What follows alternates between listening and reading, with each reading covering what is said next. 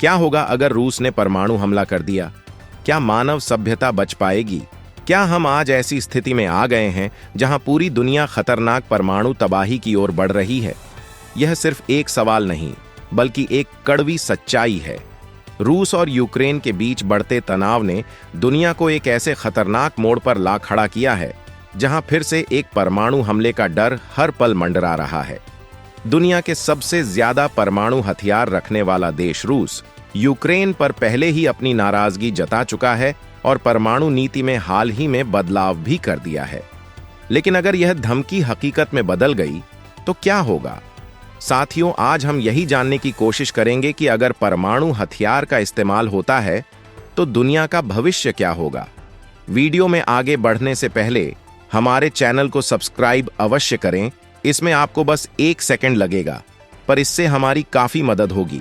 दुनिया में इस समय करीब 12,000 से भी ज्यादा परमाणु हथियार हैं, जिनमें से 9,500 से अधिक सक्रिय सैन्य भंडार में हैं। रूस इस भयावह सूची में सबसे ऊपर है, जिसके पास लगभग 5,500 परमाणु हथियार हैं। अमेरिका के पास 5,044, चीन के पास 500 और भारत पाकिस्तान जैसे देशों के पास क्रमशः 172 और 170 हथियार हैं। लेकिन यह केवल आंकड़े नहीं हैं, बल्कि इंसानियत के लिए सबसे बड़ा खतरा है।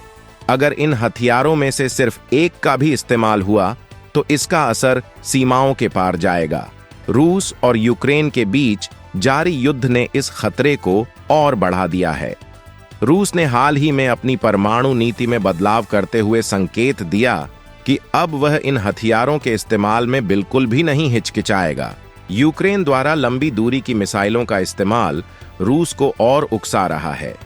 रूस ने खुले तौर पर यूक्रेन और पश्चिमी देशों को चेतावनी दी है कि अगर हालात नहीं सुधरे तो वह परमाणु हमला कर सकता है। चेतावनी के तौर पर रूस ने यूक्रेन में एक खतरनाक मिसाइल से हमला भी किया है। साथियों, यह मिसाइल इतनी खतरनाक है कि इसके बारे में कहा जाता है कि इसे दुनिया का कोई भी सिस्टम रोक नहीं सकता है। यह 10 मैक यानी कि इसकी गति आवाज से भी 10 गुना तेज है। अमेरिका और ब्रिटेन जैसे देश जो यूक्रेन की मदद कर रहे हैं, खुद को इस युद्ध से अलग रखने की कोशिश कर रहे हैं। अमेरिका ने तो कीव में अपना दूतावास तक बंद कर दिया है। यह हालात न केवल यूक्रेन बल्कि पूरे यूरोप और दुनिया को खतरे में डाल रहे हैं।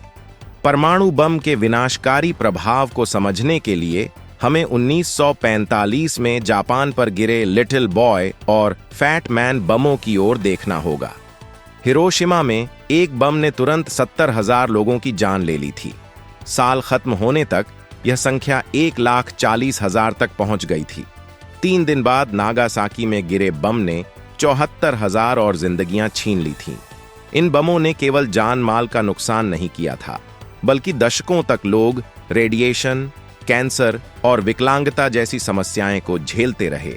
बम विस्फोट से निकली गर्मी ने हजारों डिग्री तापमान पैदा किया, जिससे हर चीज जलकर राख हो गई। आज के आधुनिक परमाणु हथियार इससे कई गुना ज्यादा घातक हैं।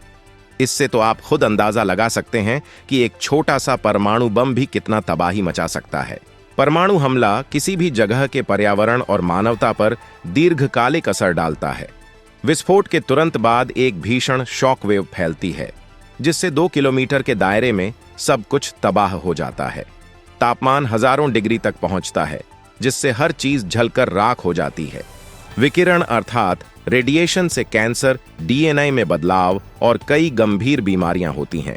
यह प्रभाव पीढ़ियों तक रहता है, जिससे नवजात बच्चों में विकलांगता और जन्मजात दोष देखने को मिलते हैं। विस्फोट से निकले धूल और धुएं के कारण परमाणु सर्दी होती है, जिसमें सूर्य की किरणें पृथ्वी तक नहीं पहुंच पाती। यह कृषि, पीने के पानी और जलवायु को बुरी तरह प्रभावित करता है। आज सवाल यह है कि क्या दुनिया इस खतरे को समझ रही है? यूनाइटेड नेशंस और अन्य अंतर्राष्ट्रीय संगठन परमाणु हथियारों के उपयोग को रोकने की कोशिश कर रहे हैं। लेकिन क्या यह काफी है? क्या देशों के बीच शांति समझौते से यह खतरा टाला जा सकता है? रूस यूक्रेन युद्ध ने यह साफ कर दिया है कि एक छोटी सी चिंगारी पूरी दुनिया को जलाने के लिए काफी है। ऐसे में जरूरी है कि परमाणु हथियारों का इस्तेमाल किसी भी स्थिति में रोका जाए। परमाणु हथियारों का इस्तेमाल केवल एक देश या क्षेत्र को नहीं, बल्कि पूरी मानवता को खतरे में डालता है। यह धरती केवल युद्ध के लिए नहीं, बल्कि शांति और विकास के लिए बनी है। आज का वीडियो यही समाप्त करते हैं।